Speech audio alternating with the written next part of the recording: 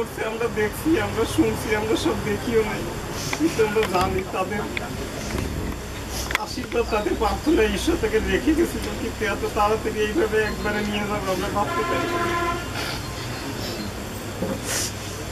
সে চলে গেছে, আমরা যেন আমার বৃদ্ধ মা, সে কি করে সহ্য করতেছে এটা আমি জানি।